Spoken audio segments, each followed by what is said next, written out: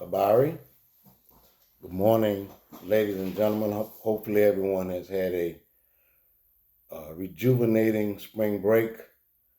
Uh, as we rapidly approach the close of the semester, we want to attempt to finish strong.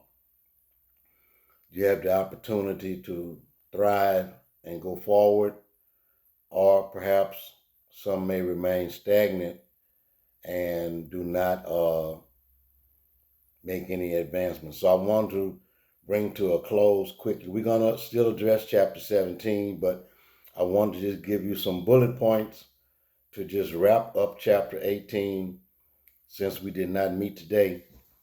But I wanted to just bring some points that I want you to go over and be cognizant of at the close of this chapter on European expansionism and European power and expansionism.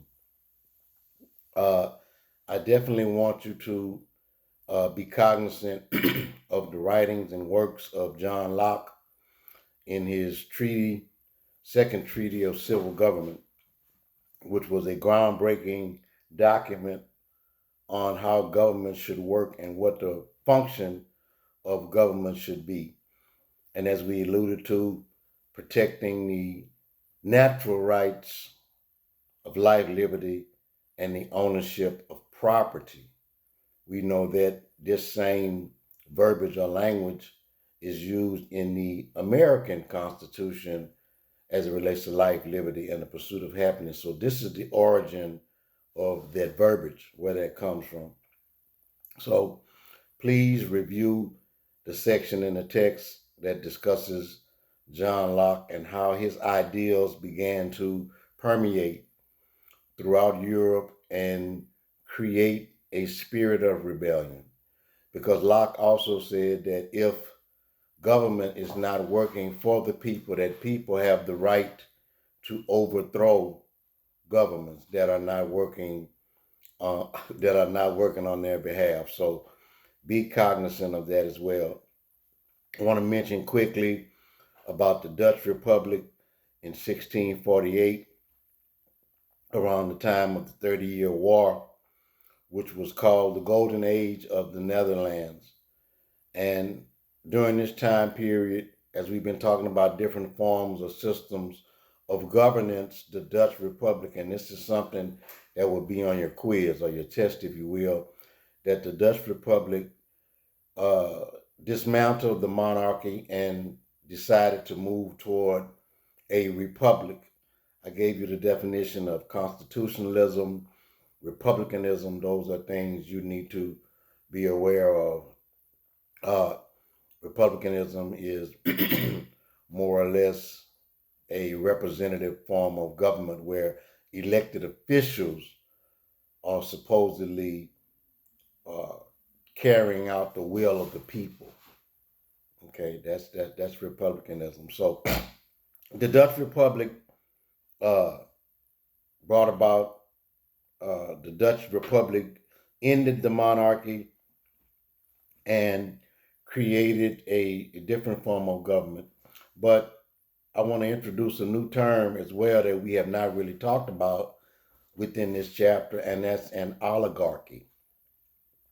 You have monarchy, and you also have an oligarchy. An oligarchy, for all intents and purposes, can be defined as the rule of a few, the rule of a small group of people, instead of a single leader with absolute and total power, not quite the formation of a uh, tripod government with checks and balance, but an oligarchy would lead you more toward authoritarianism, if you will, where a small body of individuals are ruling.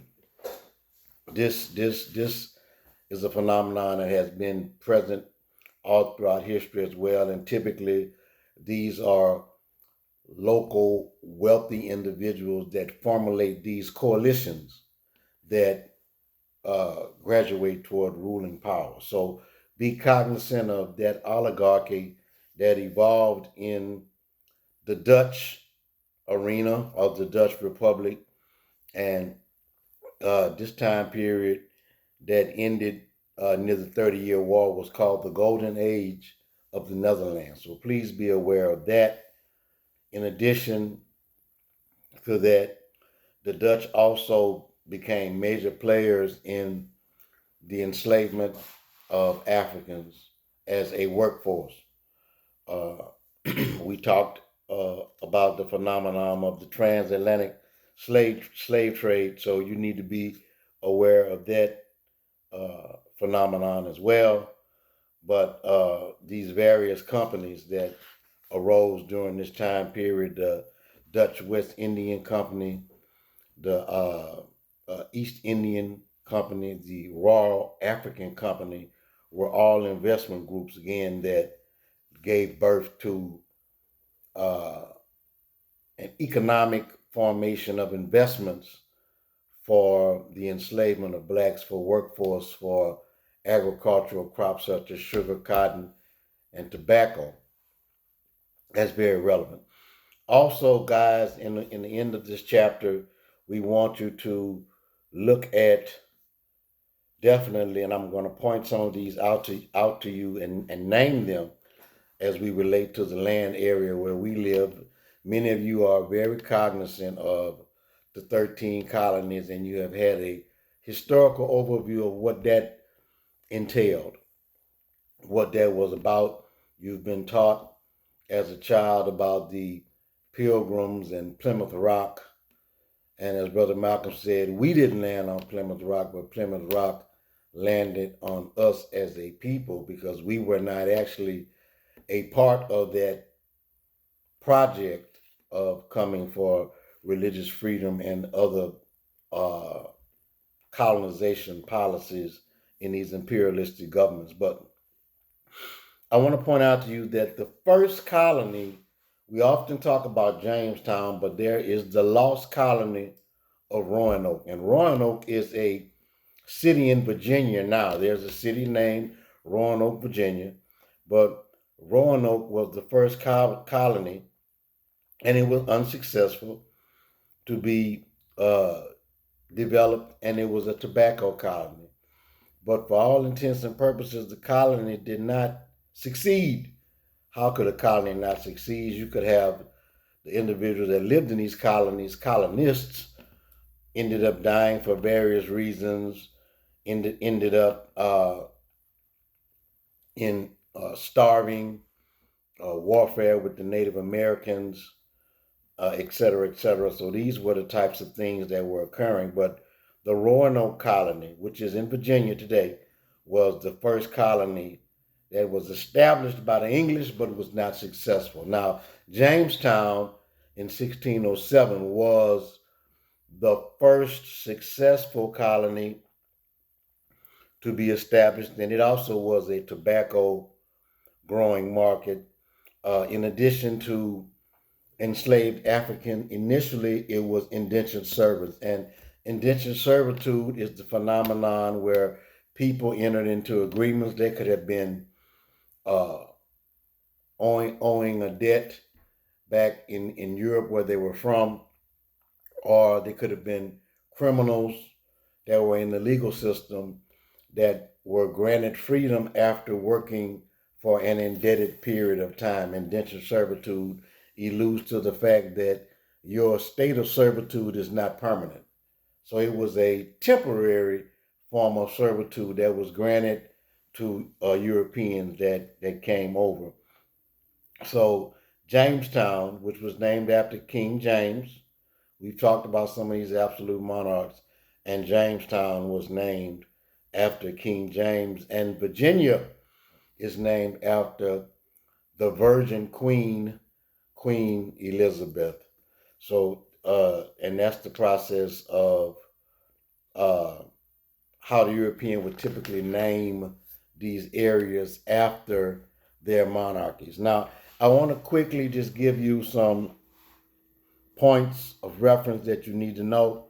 Now, the Plymouth colony, and it's in the text, you can look at it and see that the Plymouth colony was established in 1620. A lot of these colonies, yes, it is very true that they were created to provide religious freedom. We talked about the Church of England. We talked about these various conflicts that have occurred with religious warfare, religious conflicts, religious disputes. You had the Church of England, you had the Protestant and the Catholic Reformations, and also you had the Puritans, the Quakers, etc., etc. So these religious disputes led about to areas where people wanted to practice their beliefs freely. So the Plymouth colony was established in 1620. The Massachusetts colony was established in 1630. Religious disputes led to dispersions of settlers to create new colonies. Providence, Connecticut, Rhode Island, and New Haven uh, also were created because of the plantation culture. Uh, there was a need for a workforce. In addition to those colonies, I want to give you these dates. The Maryland colony was created in 1632. You will definitely need to know that. Pennsylvania was created in 1681. Maryland was a Catholic settlement, a place where the Catholics could come and practice their religious beliefs freely as well. Now, New York was actually a settlement that was created by the Dutch, and that was established in 1664. These are very important dates that you need to know and be cognizant of. And there's more dates, but these are some of the more relevant dates that tap into the 13 colonies. I'm not going to go about and give you a list of the whole 13 colonies and their establishment dates, but I just wanted to point those out to you as well. Quickly moving forward, we know about the Louisiana Purchase and how Louisiana, west of the Mississippi, doubled or tripled the size of the United States. We know about the role of Robert de La Salle, who traveled up the Mississippi River to present day Arkansas, and this was in 1682, which opened the way for French occupation in the Louisiana Territory and the discovering that the Mississippi River ran all the way up through St. Louis, all the way towards Minnesota. That's very important for you to be aware of. Also, lastly, I want to point out to you about the mercantilism and colonial wars. We talked about mercantilism and what that economic system is, and capitalism, and I mentioned to you about Adam Smith. You had a series of enactments that came into existence in the year 1651, which were called the Navigation Acts, and they were put in place by Britain because they wanted to try to control navigation, sailing, these embargoes that were put on by exchanging of goods and services, slavery, products being brought from colonies to the mother country. So actually, the law stated that the acts required that goods and services imported into England and Scotland be carried on British owned ships with British owned crews, thereby creating a monopoly for the British Navy. So that's the essence of the navigation acts, which were imposed by England. You need to be aware of that fact also. Uh, in addition to that, you have a section in the text that talks about the rise of Moscow and the Russian powers, that talks about King Ivan the First, I mean Tsar Ivan, or King Ivan the First, King Ivan the Second, the Third, Ivan the Great, Ivan the Terrible, and also Peter the Great, which is considered to be one of the more renowned leaders in Russian history. You have in St. Petersburg, a city in Russia. Peter the Great, 1682 to 1725, accelerated great city building, and kind of did away with the policies of Ivan the Terrible. Peter the Great ultimately was a hero for the Russian people. Peter did great things for this area, thereby making them a global power. So be aware of that area at the end of the chapter that talks about Peter the Great. And this is actually the close of the chapter, the area that discusses Peter the Great and what he did for Russia. So that is the gist of the chapter, guys. Look at that in addition to the other video. We will talk a little bit more. We will be quizzed on this information. I will touch on it a little more, but this is probably the gist of it, and we will be moving into chapter 19 and chapter 20, which will probably bring us to the close of the semester. But chapter 19 is new world views and a new way of life, which talks about the scientific revolution in Europe and the rise of the Great Enlightenment. And this is a very insightful and informative chapter that we will need to address. So watch this video, go back and look over look over your notes, look over your text. Hopefully you've been reading, and let's try to finish the semester strong. If you have any questions, feel free to email me, and I will see you Tuesday and Wednesday. Have a great day.